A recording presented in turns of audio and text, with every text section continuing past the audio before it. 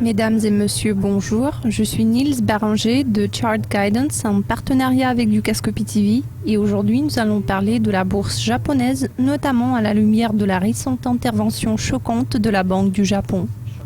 Sur la première diapositive, nous voyons le graphique long terme de la bourse japonaise, c'est-à-dire le graphique de l'indice Nikkei. Nous voyons que ce marché a culminé à 5 reprises.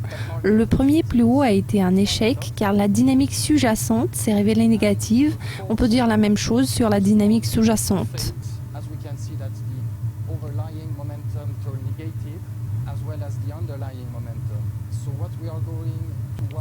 Dans les prochains mois, nous allons veiller à ce que le prix reste de préférence au-dessus de la ligne verte qui est la ligne de pivot et surtout au-dessus de la ligne horizontale qui est la ligne de 0.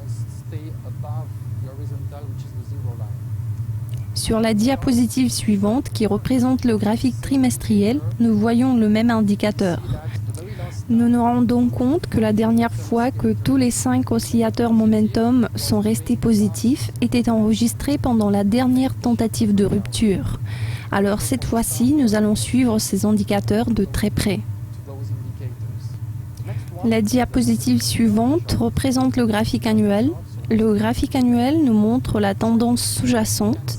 Ici, nous pouvons voir que très bientôt, à l'ouverture de l'année 2015, nous allons découvrir si tous les 5 indicateurs vont être positifs, ce qui sera très puissant et positif pour le Nikkei.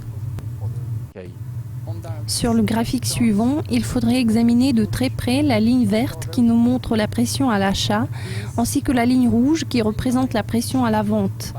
Comme on peut le voir à partir du pic précédent, où on avait échoué, la pression à la vente a fini par dépasser la pression à l'achat.